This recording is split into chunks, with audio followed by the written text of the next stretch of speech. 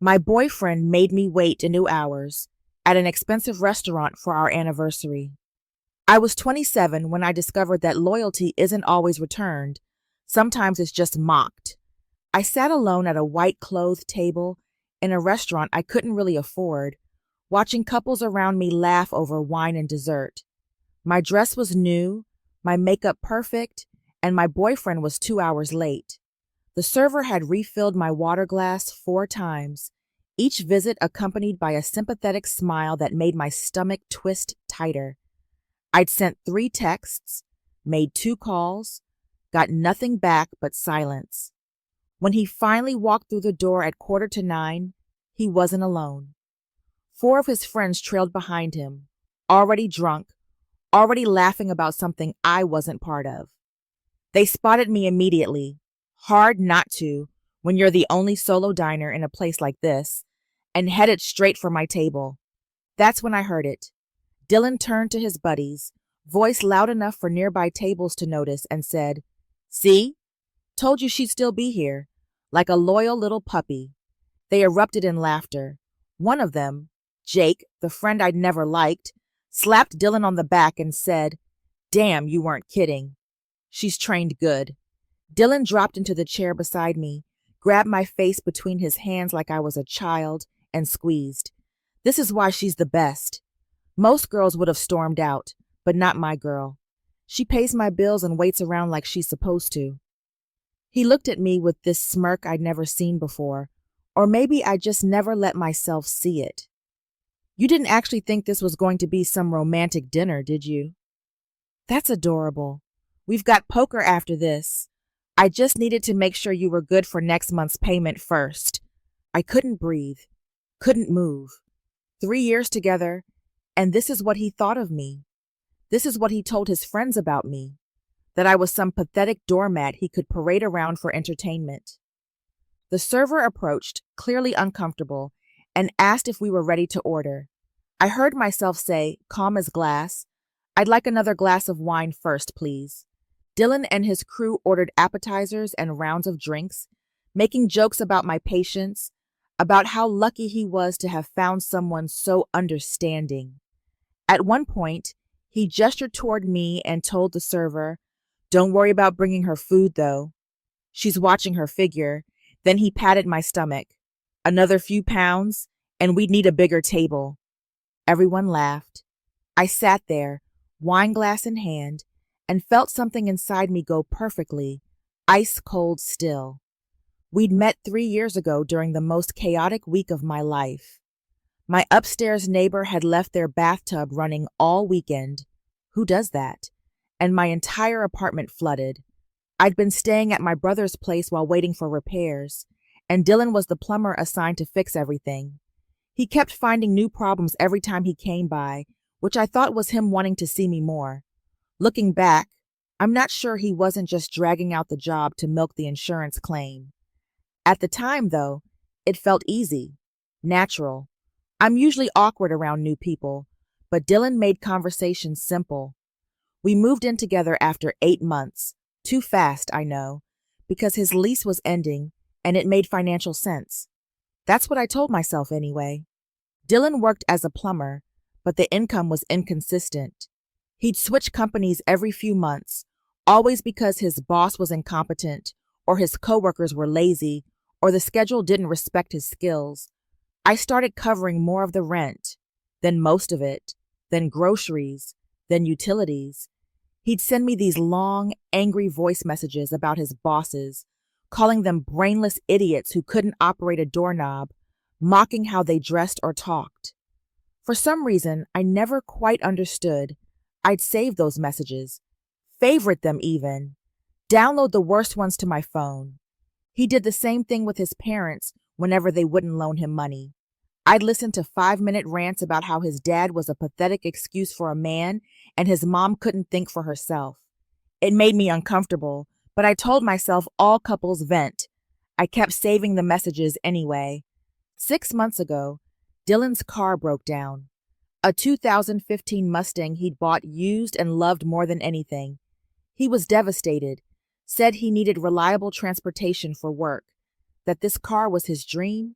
I offered to help with the payment, ended up taking over the entire loan, $386 a month, which was a lot for me, but I convinced myself I was investing in us, in our future.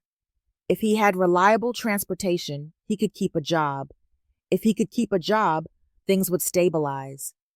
I made the final payment last week, felt proud of myself for getting through it, even though my savings account was nearly empty. Last night was supposed to be our 3-year anniversary. I'd made reservations at this restaurant we'd always talked about trying, but could never afford. Translation, I couldn't afford to treat us both. I spent hours getting ready.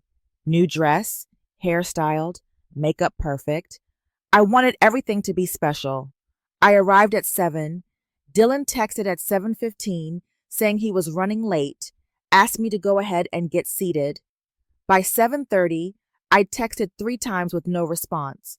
By 8, I'd called twice. Both went straight to voicemail. The server kept approaching with this pitying expression, asking if I wanted to order or maybe reschedule. I kept saying he was just stuck in traffic probably, while checking my phone every 30 seconds and feeling my face burn with embarrassment. At 8:45, he walked in with his friends, laughing, already drunk, and turned our anniversary into a performance. After he squeezed my face and made his little speech about me being well-trained, I excused myself to the restroom, walked past tables full of people who definitely heard everything, locked myself in a stall and stared at the wall. I didn't cry. That's the weird part. I expected tears, expected some kind of emotional breakdown, but instead I just felt clear, like I'd been looking at my life through fogged glass for 3 years, and someone had finally wiped it clean. I pulled out my phone and opened my messages, scrolled through my favorites folder, all those voice messages Dylan had sent over the years, him calling his boss a fraud who didn't deserve his position, him telling his friend that his parents were failures who'd never accomplished anything, him laughing with Jake about how I was basically his sugar mama and he was just keeping me around until something better came along. I had dozens of them, hundreds maybe, all saved, all time-stamped, all in his own voice. I texted my friend Emma, "Can you pick me up in 10 minutes? I'll explain later." Then I walked back to the table, smiled at everyone, and said I needed to make a quick work call. Dylan barely looked up from his conversation. I walked straight past the server, quietly paid for my 2 glasses of wine, only mine, and told her the gentleman would be covering the rest. Then I walked out the front door, got into Emma's car, and blocked Dylan's number before he even realized I was gone. But blocking his number was just the beginning. See, over the years, I'd helped Dylan with countless tech issues, set up his email when he was job hunting, recovered his Instagram password a dozen times, connected his iCloud to my laptop when his phone broke, added him to the family Spotify plan I paid for, managed his banking app so I could make those car payments. He'd given me access to basically his entire digital life, and I'd never thought twice about it. Until now, Emma drove me to her place, and I spent the entire ride staring out the window, my mind working through 3 years of ignored red flags with sudden, perfect clarity. When we got to her apartment, I finally broke down, ugly crying, mascara everywhere, the whole thing. Emma brought me cookie dough ice cream, my favorite, and just sat with me. Didn't check her phone once, just listened while I vented for 2 hours straight. Around midnight, my phone started exploding with texts from Dylan. First, they were angry. "Where TF did you go? And you seriously ditched me with the bill?" Then they shifted to fake concern. "Are you okay? And just let me know you're safe." By 1 a.m, he was sending long paragraphs about how it was just a joke, how I was overreacting, classic gaslighting. I didn't respond to any of them. Instead, I made a list. I'm a notorious list person. It's how I process things.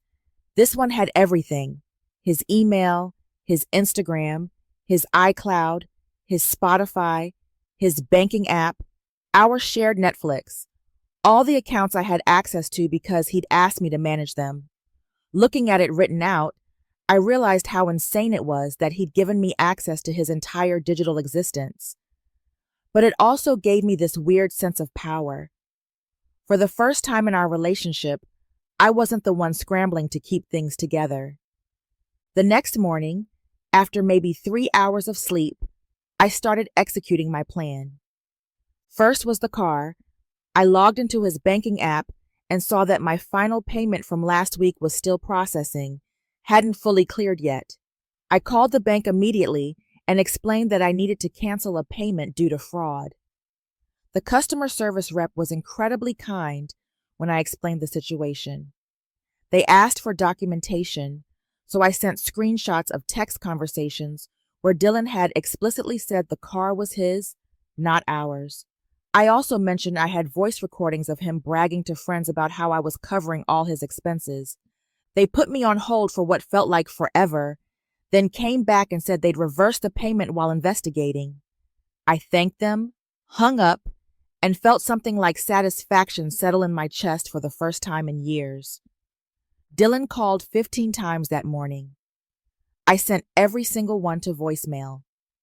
His messages escalated from angry to apologetic and back to angry. In one, he actually said I was overreacting to a stupid joke and ruining our anniversary. Our anniversary. The one where he showed up 2 hours late with his buddies to publicly humiliate me. Around noon, curiosity got the better of me.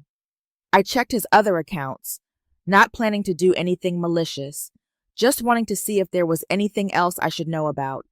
That's when I found everything. Text messages between Dylan and his friends, planning the entire restaurant scene. They'd been discussing it for days. Jake had written, "Can't wait to see her face when you tell her it's not actually a date night." Dylan replied, "She'll probably just sit there and take it like always." But it got worse. I found emails with a girl named Amber from his work. Flirty emails with photos, dating back months. Nothing explicitly saying they were sleeping together, but definitely crossing lines. One from last week had the subject line, "After work," with just a winky emoji. My hands were shaking so badly, I had to put my phone down. 3 years of my life, thousands of dollars, all my support and patience and loyalty. And he'd been laughing behind my back the entire time, probably cheating, definitely planning to humiliate me. I made another list. Send voice clips to his boss. Send voice clips to his parents. Cancel all shared subscriptions. Pack up his stuff. Change all my passwords. The voice messages were easy. I had them all saved. I created a new messaging account using a temporary number, then sent the clips of Dylan trashing his boss to his boss. Found the contact info in Dylan's email. Did the same with his parents, sending them the recordings where he called them pathetic failures who'd never accomplished anything. I didn't add commentary, just sent the clips with a simple message. Thought you should hear how Dylan talks about you when you're not around. Next, I logged into all our shared accounts and either changed the passwords or canceled them entirely. It felt incredibly satisfying to systematically remove him from my digital life. Then came the hard part, packing his stuff. Dylan had been living with me for over 2 years, so he had a lot of things scattered around my apartment. I started with his clothes, stuffing them into garbage bags without even folding them, which felt rebellious since I'd always done his laundry. I filled 7 bags just with clothes and shoes. Was halfway through the bathroom when my doorbell rang. My heart stopped. I checked the peephole, and there was Dylan, standing there looking pathetic, holding flowers. Flowers. Like that would fix anything. I didn't answer. I backed away from the door and sat on my hallway floor, trying not to make any noise. He rang the bell again and again, then started knocking, then calling my phone, which I had on silent. Finally, he started yelling through the door about how I was being childish and we needed to talk like adults. After about 20 minutes, one of my neighbors must have threatened to call security because he finally left, but not before sliding a note under my door. "We need to talk. I'm sorry about last night. It was supposed to be a joke. Please call me." A joke. Being publicly humiliated by the person who's supposed to love you is not a joke. I went back to packing with renewed determination. By 6 that evening, I had everything of his in garbage bags by my door. 15 bags total. 3 years of relationship reduced to 15 garbage bags of stuff I never wanted to see again. That's when my phone pinged with an email notification. The bank. They'd approved the payment reversal. The money was being returned to my account within 3 to 5 business days. I actually did a happy dance right there in my living room. Almost immediately, I got a frantic text from Dylan. "Why is there a tow truck at my apartment? What did you do to my car?" I didn't respond, but I did smile. Around 8 that night, my phone exploded with notifications. Dylan's boss had received the voice clips and called him in for a meeting. From the string of increasingly desperate texts Dylan sent, it didn't go well.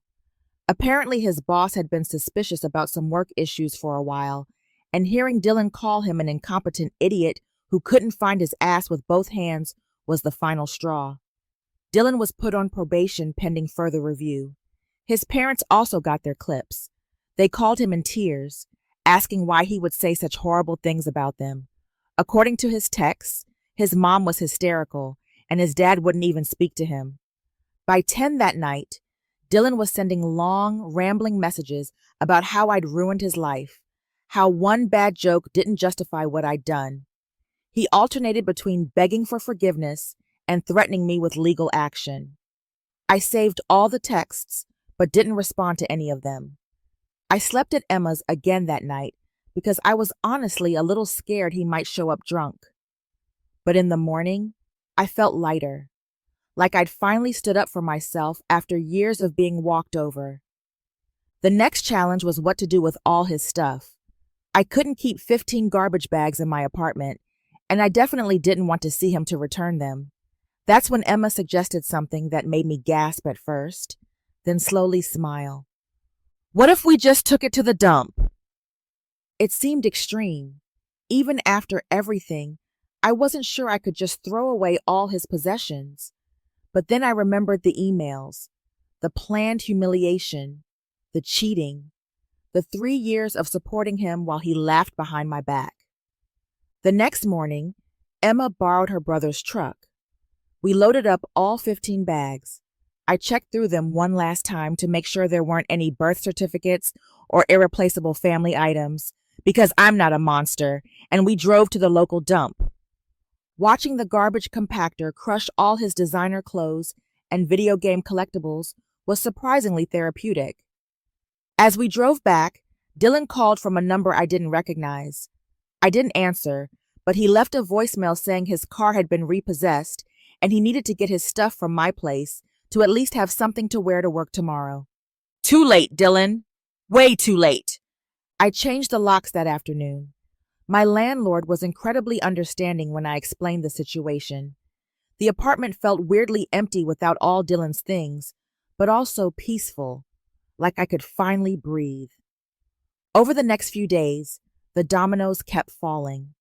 His friend Jake started blowing up my phone with angry messages about how I'd gone too far. Amber from work was apparently confused about why Dylan was suddenly being cold to her. His mom called and left a voicemail thanking me for opening her eyes about who her son really was, said she was ashamed she'd raised someone who would treat a partner that way. The morning after the dump trip, I woke up to scratching sounds at my door. I checked my doorbell camera, thank God I'd installed one last year, and saw Dylan sitting on the floor outside looking completely wrecked. Hair a mess, same clothes from days ago, sliding notes under my door one by one. "Please talk to me. I need my stuff for work. My boss is going to fire me. My parents won't talk to me. My car is gone. What did you tell everyone? I'm sleeping in Jake's car." Part of me felt a tiny bit bad for about 3 seconds. Then I remembered sitting alone in that restaurant for 2 hours while he planned to humiliate me, and the sympathy evaporated. I collected all the notes, evidence, just in case, and went to make coffee. Of course, my Keurig chose that moment to break mid-brew, so I had to resort to instant coffee. Perfect.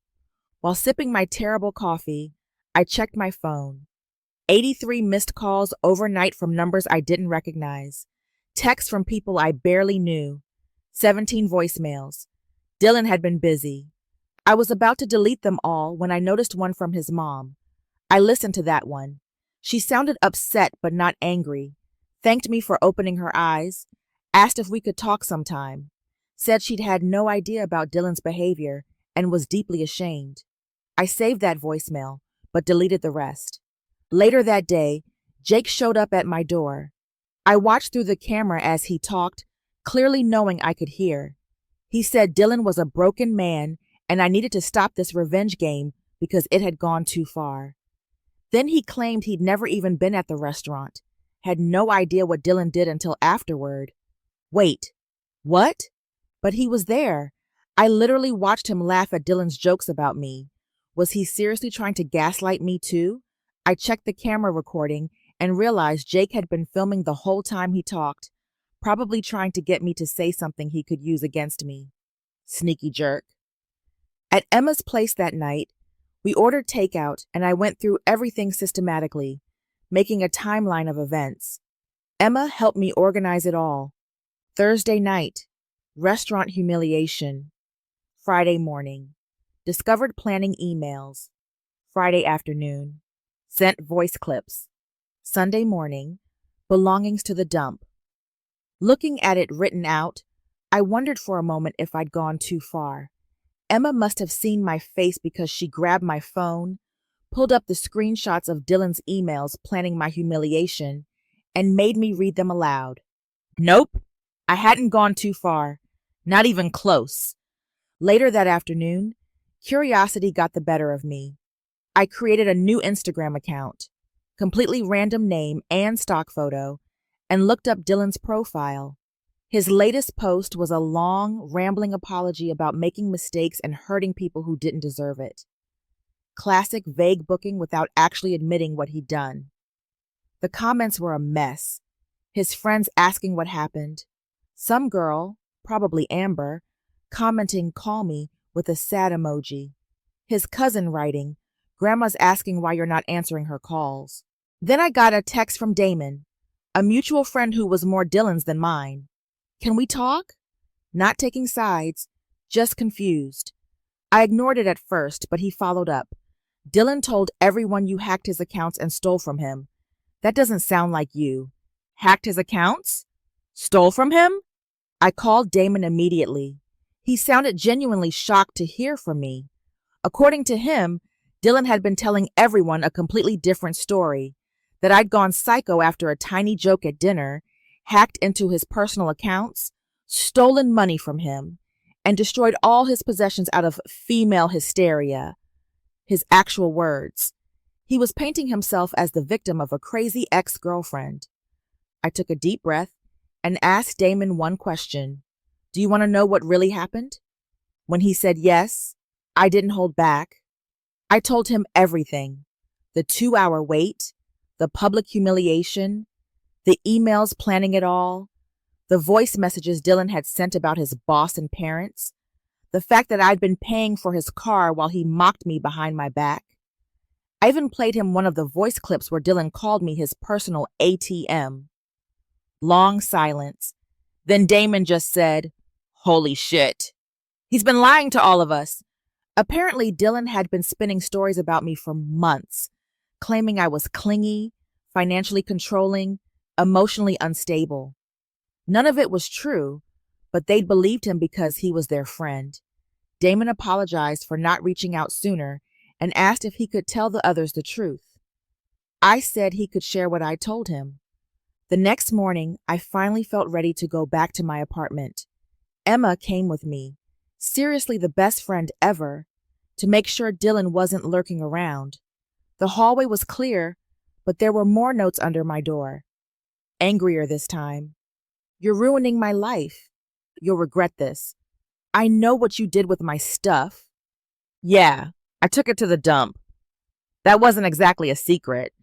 I spent that day deep cleaning and rearranging furniture.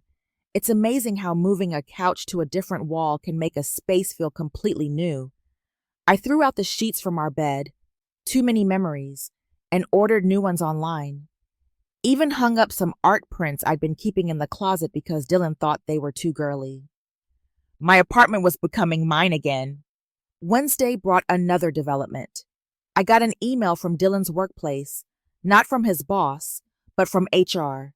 They were investigating a situation and wanted to know if I'd be willing to provide relevant information about Dylan's professional conduct. I'm guessing his boss had shown the voice clips to HR after putting Dylan on probation. I replied that I'd share what I knew, which was limited to voice messages Dylan had sent me voluntarily where he discussed his workplace. I emphasized I hadn't recorded anything myself or obtained anything illegally. They seemed satisfied and asked me to forward relevant messages.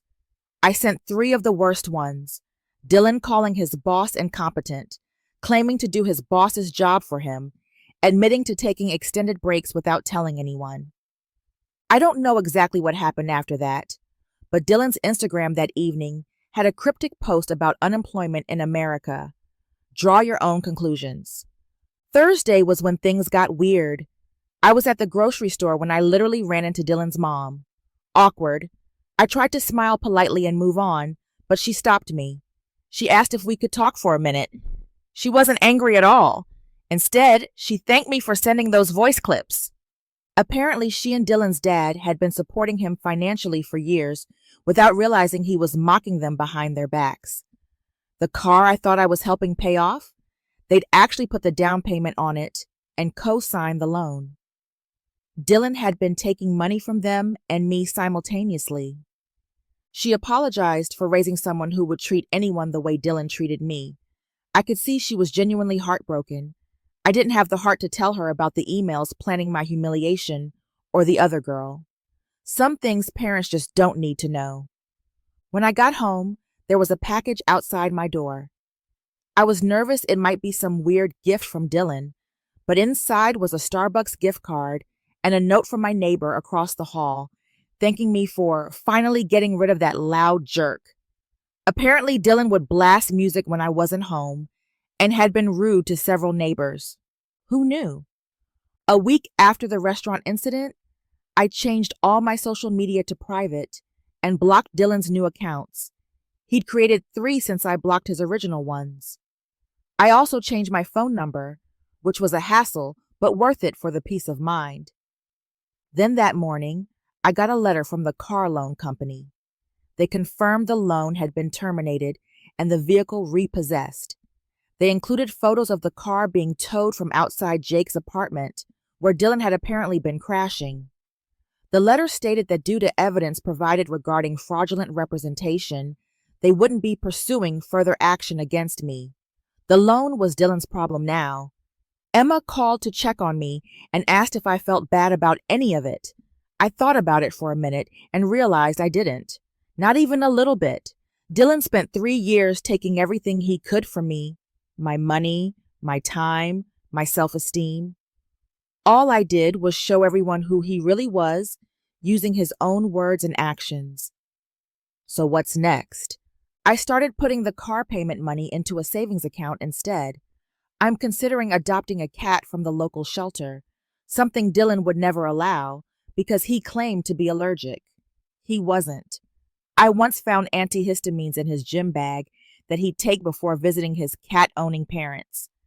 As for Dylan, last I heard from Damon, he's still on Jake's couch, still doesn't have a job. His car is gone, his stuff is gone, his reputation is in shambles, all because he couldn't resist publicly humiliating the one person who'd been supporting him for years. Play stupid games, win stupid prizes, I guess. It's been 6 months now since that night at the restaurant. I moved about a month after everything went down, couldn't shake the weird feeling in my old apartment, and my lease was ending anyway. Found a smaller but cuter place across town. Costs a bit more, but it's worth every penny for the peace of mind. I did get that cat. Her name is Karma. Seemed appropriate. And she's this sassy tortoiseshell who absolutely hates men for some reason. My brother came over to help assemble a bookshelf and she hissed at him the entire time, but she sleeps on my pillow every night purring like a lawnmower. Soul sister energy for sure. The car payment money I used to send to Dylan, it's added up to over $2,000 in my savings. I'm using some of it for a solo trip to Portland next month. I've never traveled alone before, and I'm nervous but also incredibly excited. Dylan's mom still texts me occasionally. We've developed this weird mutual respect thing. Not quite friendship, but something. She told me Dylan lost his job completely after a meltdown in a meeting. He moved back in with his parents for a while, but that didn't last. They gave him an ultimatum: get a job and contribute, or move out. He chose to move out. Now he's apparently still crashing on various friends' couches, though his friend circle has shrunk dramatically. His car sold at auction for less than what was still owed, so he's making payments on a car he doesn't even have anymore. His own lawyer told him he didn't have a case against me since the payments I made were gifts and I had evidence of his fraud. Amber is now apparently his girlfriend, though from what I've heard through mutual friends, it's super toxic. She found out he was talking to other girls on dating apps, but took him back anyway. They've broken up and gotten back together like 4 times already. Poor girl is where I was 3 years ago, and I genuinely hope she figures it out faster than I did. The weirdest part? 3 months ago, Dylan's brother reached out to me on Instagram. We'd only met twice during my relationship with Dylan. He apologized for his brother's behavior and then asked me out. I politely declined and blocked him too. Some people have zero self-awareness. I added up approximately how much I spent on Dylan over our 3 years together. Car payments, covering rent when he was between jobs, paying for most of our dates, various loans never repaid. It came to over $30,000. That's a down payment on a house. That's traveling the world. That's paying off student loans. Instead, I funded the lifestyle of someone who called me a pathetic puppy to my face. But I don't regret what I did after. Not one bit. Some people have asked if I'd ever consider talking to him again for closure. The answer is no. I don't need to hear his excuses or his side of the story. My closure came when I walked out of that restaurant 6 months ago. Everything since then has just been confirmation that I made the right choice. If you take anything from my story, let it be this. When someone shows you who they are, believe them the first time. When someone mocks your loyalty publicly, remember that silence and self-respect are more powerful than any argument. Revenge doesn't need screaming. It just needs receipts and the courage to walk away. I'm not the same person who sat in that restaurant waiting for someone who didn't value her.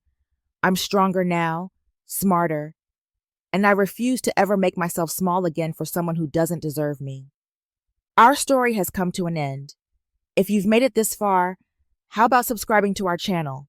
It helps us immensely. I've selected 2 other videos for you that I'm sure you'll enjoy. Feel free to click on them. I'll be waiting for you in the next story. See you soon.